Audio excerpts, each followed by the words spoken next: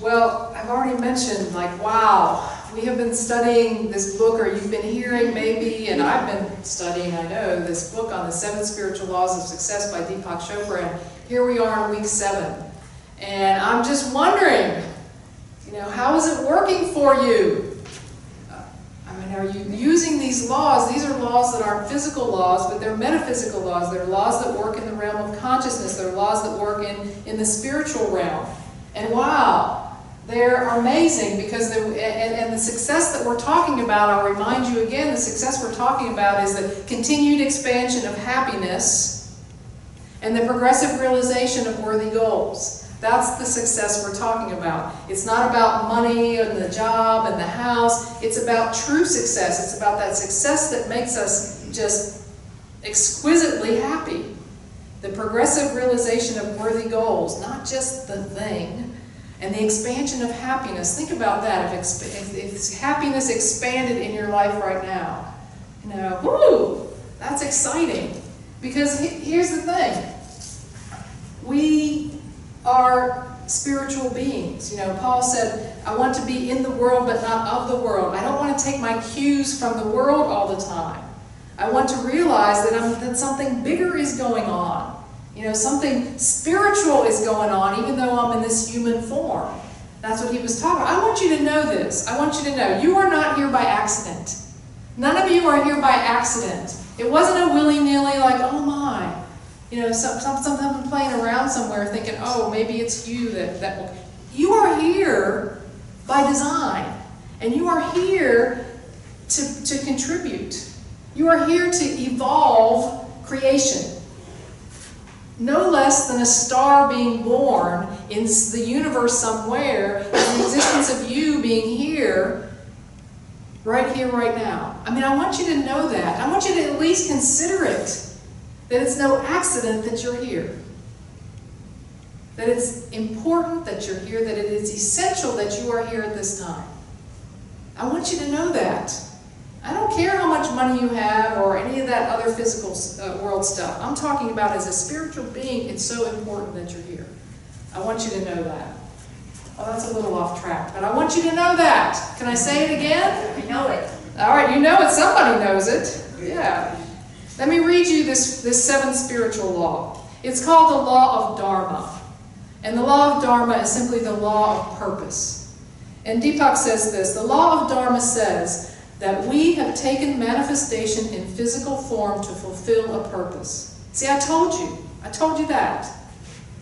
The divine, God, Spirit, universal mind, whatever your name is for Creator, the divine takes human form to fulfill a purpose. That's you. That's me. According to this law, you have a unique talent and a unique way of expressing it. There is something that you can do better than anyone else in the whole world.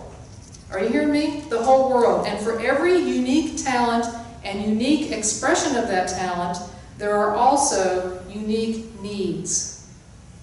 When those needs are matched with the creative expression of your talent, that is the spark that creates affluence. When what you bring to the world is matched with that need that is yearning to be met in the world, that's what creates affluence. You see, we create our life. No kidding. We create our life.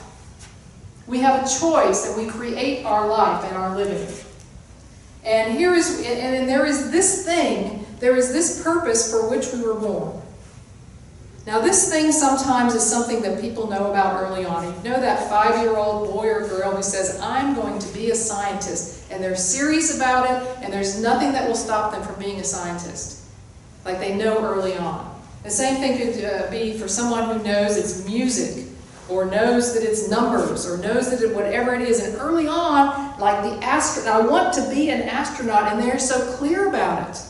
Or even when we think about child prodigies and that they can do these amazing things. They're so clear about it. And then there are those of us for whom our purpose evolves. It evolves over time, and it looks different from day to day, or year to year, or decade to decade. But here's the thing, no matter which path we're on, there's always this pause that happens. There's always this side road that we take. There's always this obstacle that's in the way, that we feel is in the way. No matter which path we're on, that's the truth. Whether we know for sure or whether it's evolving. That's the truth about our purpose in life, I believe. But we have that gut feeling about our purpose. Have you ever had that about your purpose? You have this kind of gut feeling. Well, here's the thing about gut feeling. It doesn't mean you go from A to B in a straight line. Gut feeling is not about getting there in a straight line. It simply means you have a gut feeling. It doesn't mean, oh, now I know, I'm going from A to B, and that's what it's going to be. No, that's not what it means. It means that we need to employ some of these other laws that I've talked about, like trusting in the divine intelligence of the universe to help me go there. But you know, most of us, or some of us, or maybe just a few of us, might be really confused about what our purpose is. Anybody like that? It's like, I don't know what my purpose is.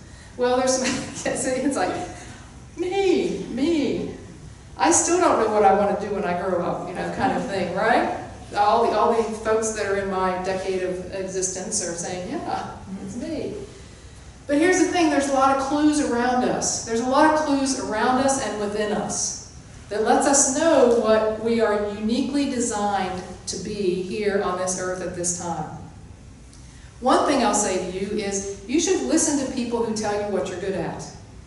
Too often when somebody says what we're good at, we're like, oh, you don't want to take it on, you don't want to own that. I'm saying listen to people who love you. Listen what they say to you when they say you're good at something.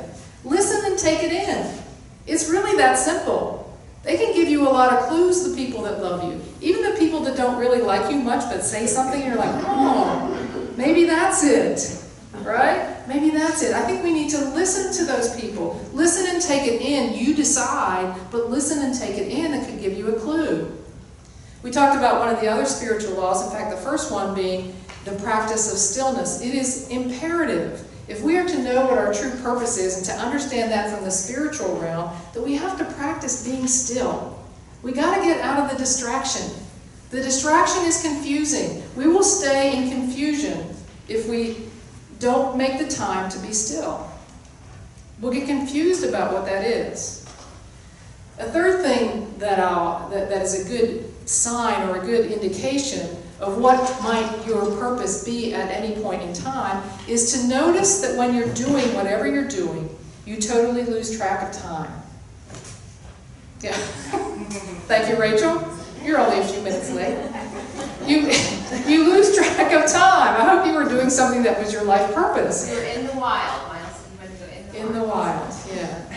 So, but there's things that you do, you totally lose track of time, right? You're doing something. And I'm not talking about the lose track of time of scrolling on Facebook or sitting on the couch with a bag of chips or some candy watching movies or playing video games. I'm talking about the time you spend engaged in something useful and meaningful.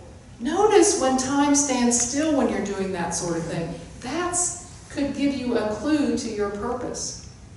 And recognize, as I mentioned before, that we all don't have this one grand purpose. We all maybe can't discern this one grand thing that we're here to be for the entirety of our lives. I'll tell you what, I'm going to share a little bit about my life to let you know, as you probably know for your own life, man, it goes round and round sometimes, it seems. And it's okay. It's okay. I remember the first time I had an awareness of, I didn't know any of this stuff growing up, the way I speak now, what I've learned, what I've come to know in my 60 years of existence. But when I was getting ready to graduate from high school, I knew I wanted to go to college. And my dad was actually surprised by that. Go to college? How are you going to pay for it? You know, that kind of conversation. I didn't even know what I wanted to study. I didn't know what I wanted to study. So I went to my guidance counselor and he gave me a book and he said, look through this book and it has all sorts of things. And I saw this 2 words, landscape architecture. I thought, oh, I want to do that. That's what I want to do. I love being outside. I loved plants and flowers. I always was mowing the grass at home. I love being outside. I thought, oh, I'm going to try landscape architecture. So the first thing my guidance counselor says is, well, you know, Paula, there's only a few schools that actually offer that program, and everybody that got in last year at Penn State had a 4.0 grade point average and had some incredible score on their SATs, and neither which I had. I was a good student, but I wasn't that good. I didn't let it enter into my mind. And don't you know, the short story is I got into Penn State and the first year didn't have to go off campus and got my degree in landscape architecture. And it started that way. And I didn't know this, but I refused to believe anything else. Was that part of my purpose in life? I don't know, but it started me on this pathway. You know, after that, there were decades of my life I'll just not want to talk about at all. They were called the late 70s into the 80s. That's all I want to say about those years. I'll just call them the lost years. Maybe you have some of those lost years. Maybe you're yet to have those lost years. I don't know. Sometimes I don't even know how I survived. But I was working for an architecture engineering firm, and I had been working there for 10 years, and I was a senior associate, and I had my own office. I had a staff of people, and I got this feeling in my gut. I was like, I'm not going to be able to stay here any longer. Like, it just wasn't my thing. It was a great career, I was doing great work, but it wasn't my thing, so I decided to quit my job and go back to school to study something else, do a graduate program. Again, I called my dad and he said, Paula, are you asking for any money? I said, no. He said, good, go ahead. So I went back to school and I got this graduate degree in environmental science and policy. I took this class called biogeochemistry. I didn't even know what that was. But my counselor said, you know what, you can take that. Paula, he was a Greek man. Fran Heliotis was his name. Paula, you can do it. You can do it. No problem. I did it. But wow, having some. So here I'm doing this circuit of things, going to school. I graduated with my master's degree, and a week later I was diagnosed with cancer. I thought, wow, I had all these plans. Man, I was going to use this new degree, and I was going to do different things. I was going to work on the environment. I felt that was a worthy thing, a worthy goal, maybe, as we're talking about in this language. No, you have cancer. Wow, talk about a life changer. And it wasn't until that point in my life when I actually started to live consciously, when I actually started thinking to myself, wow, you know, because I'm just here willy-nilly, it seemed. Diagnosed with cancer, went through that whole treatment. Had to put kind of plans on hold, had to rethink and pause, take that pause in my life. And after I was done with that treatment, I really couldn't go back to the old life that I had. It really didn't make even any sense to do that. And so I rented out my condo in Arlington, Virginia, and I put my stuff in storage, and I had my GMC Jimmy, and I camped. For 2 months, I camped out of my car. I came down the coast, and the first night I was in the Outer Banks, and I got eaten alive by mosquitoes. I mean, they bit the top of my eyelids. Like, what are you doing, Paula? What are you doing, right? I came to Wilmington. I didn't know anybody here after my 2 months of travel, and the week that Hurricane Fran was about to hit, I decided I better go find a place to stay because I was living in my truck. But I said, I'm coming back here. I think I can make it here. And 2 weeks later, I came back to Wilmington. I rented an apartment. I had no job, and I didn't know anybody who lived here. And it was October. And back then, I was interested in baseball, and the World Series was on. And I thought, why should I watch the World Series alone? Let me go to a bar and just like hang out and have some dinner. And I did, and I sat next to a gentleman who worked for FEMA, the Federal Emergency Management Association, who was in town because of Hurricane Fran. And that was my first job here in Wilmington.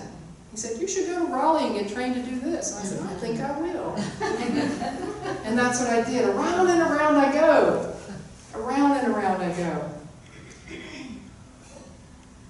I did a lot of soul searching during that time on the road. And moving here and being by myself. It sounds all really great when you're thinking about going out on your own, but it can be lonely. I was here, I worked for FEMA, I worked for Murphy Farms, and then I decided I needed to get out of here, and I went to Utah for about 9 months. I worked on an alfalfa farm out there. I served B&B at a breakfast. I backed waitstaff at a karaoke bar. I did all sorts of crazy stuff out there. And then I was having this feeling again. I wasn't ready to check out that far. And I came back to the East Coast, and I came back here. And I was ready for something else. And if you were here last week, I kind of shared my story about going to Unity and becoming a licensed Unity teacher. And there is no way in the world that I could ever have imagined that I would be standing here as a minister, having lived that sort of life. But I'm telling you, not all purposes in life are clear. The idea is to take the next step, is to be willing and courageous enough just to go another step and make the next choice. That's what we're talking about here. To live, to create a life. To create a life. Not just to live it, but to create it. You see what I'm saying? My story is not extraordinary compared to anybody else's. It's extraordinary for me. You know, my life has unfolded. There was no straight line about it. There was no straight line about it. There's lots more stories in there, as you might imagine, the same as yours maybe. But all that evolved in me and is still evolving in me. And here we are. Here we are. What's next? Remember last week? Well, we'll see. The story of the farmer last week? Well, we'll see. But here's a couple of things that I've learned that I want to share with you, and that is, don't wait for when. Like, don't wait for when. When I'm this, or when I'm that, or when I have this, or when I have that. Go for it. Don't wait for when. Check in with yourself. Practice those things. Practice that stillness and go for it. Don't try to imitate anybody else. Don't bother. That's their life. Don't try to imitate anyone else. It's not necessary. It's not yours to do or be. It's theirs. Don't believe when other people say you can't do it. Like, stop believing that. Stop believing yourself when you say to yourself you can't do it. Don't judge yourself for your past. Don't imitate anybody. Don't doubt your worthiness. I think that's what it's all about. To leave room for Spirit to inform you of what it is you're here to do and be. Now, I gave you my story, but I want to read this other short story, lest all of that round and around and about confused you. Here's another way of looking at what I just said. The rich industrialist from the north was horrified to find the southern fisherman lying lazily beside his boat smoking a pipe. "Why aren't you out fishing?" the industrialist said. "Because I have caught enough fish for the day," said the fisherman. "Well, why don't you catch some more?" "What would I do with it?" he said. "Yeah, you could earn more money," was the reply. "With that, you could fix your motor, and you could take your boat out into deeper waters, and you could catch some more fish. Then you would make enough money to buy nylon nets, and these would bring you more fish and more money, and soon you would have enough money to own 2 boats, maybe even a fleet of boats, and then you would be a rich man like me." "What would I do then?" he said. "Then you could really enjoy life." And he said, "Well, what do you think I'm doing right now?" You see, it's not about what anybody else thinks. It's not about what anybody else does. It's you. It's your life. You were created to be here at this time. It's essential that you're here to offer what it is. And here's the 2 questions that Deepak asks us to talk about. In this wakefulness place, and this idea of that, yes, I'm here with a purpose in mind. Here are the 2 questions. It is, what is my unique talent and gift? What am I here to offer? And listen to this, paired with, how can I serve others with it?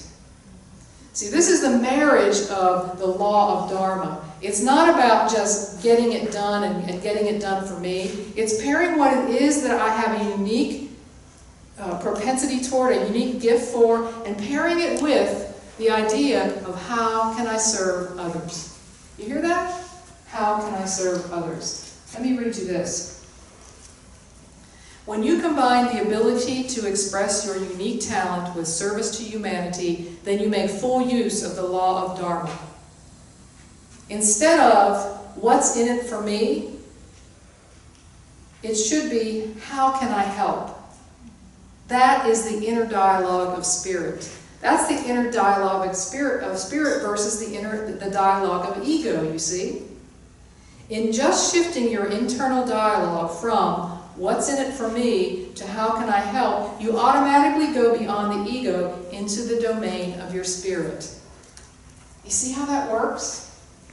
You make room for spirit to inform you. You make room for knowing what it is, this progressive realization of worthy goals. The expansion of happiness in me has to do with serving others. And you think, well, do we all have to give up our jobs and just volunteer somewhere? No. I want you to think about what you do as a service to others. I was thinking about some of you who I know what you do, and I was thinking of Brooke, and she does people's hair. I'm like, this person who wants to give you this mop on your head in such a way that you feel beautiful. How about serving humanity to allow people to feel beautiful in themselves when they look in a mirror? What else? Who else does what? These folks that do our music, that's in service to us, to lifting our vibration, yes? To serving others in that way. Renee does write specifications at an architecture firm. You're like, how can that be serving others? Well, she's designing the Glow School for Girls here in Wilmington. She's putting, allowing people to construct buildings that keep us safe and warm and cool. Right? Look at that vision of what you do and think about how it serves others. And think about if that is the way you want to be in the world. It's not about giving up everything you have and volunteering and making that service to others only about that. Let me read the promise of this kind of view of life. When you discover your divinity, which is what we're talking about, find your unique talent and serve humanity with it, you can generate all the wealth that you want. That's the promise. When you find your unique talent, when you know what that is, even if it's unfolded throughout your whole life, my whole life brought me right here. I am so happy. I can tell you, I feel bliss being right here. I might be struggling to get here sometimes, thinking, are they going to even understand what I'm talking about? But once I'm here, I'm like, my God, this is what I'm built for right now. When you find your unique talents and serve humanity with it, you can generate all of the wealth you want. When your creative expression matches the needs of your fellow humans, then wealth will spontaneously flow from the unmanifest into the manifest, from the realm of spirit to the form of world form. And you will know true joy and the meaning of success, the ecstasy and the exaltation of your own spirit. See, that's the promise of this. So don't give up. It's never too late. You say, oh, I'm too old, I'm too young, I don't have enough money. Stop it. If you are alive, that is the criteria. If you are alive, you are here to express your unique purpose, your unique gift. The world is waiting for it. That's the only criteria. And I think, I'm looking around, everybody looks alive in here. So you're in. We're waiting. The world's waiting for you. Whatever that is. In whatever circular way you get it, or if you're in that straight line kind of mentality, knowing that you'll have those offsets along the way. The world's waiting, I want you to know that, for whatever it is that you have to offer. If you're still alive, we're still waiting. No doubt.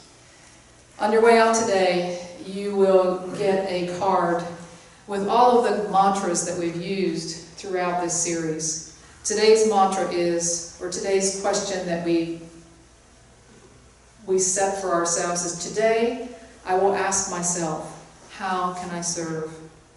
Let me just ask myself that every day. How can I serve? Let me remind you, today I will judge nothing. Today I will give a gift to everyone I encounter. Today I decide to keep my heart open. Remember that one? Today I will accept people, situations, and circumstances as they occur. Today I will set my intention and focus my attention on my desire. Last week, today I will stand in the wisdom of uncertainty. I trust God. And today I will ask myself, how can I serve?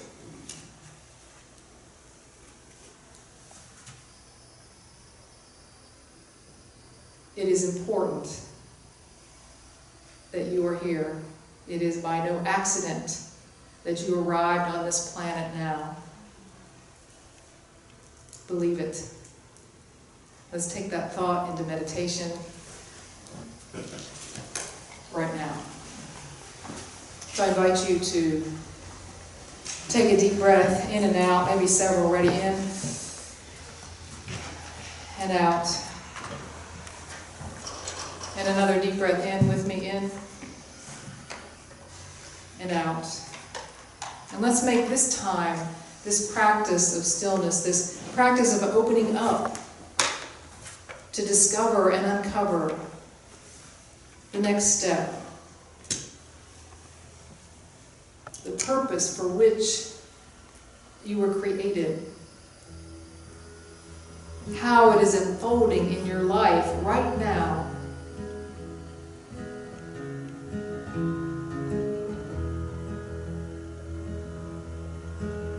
Feel the movement of the divine in your heart and in your mind.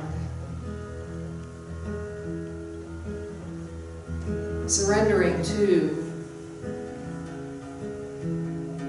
that great power that is beyond anything we can see in the physical.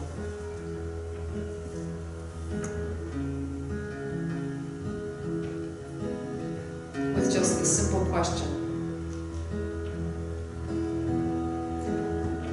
how can I serve?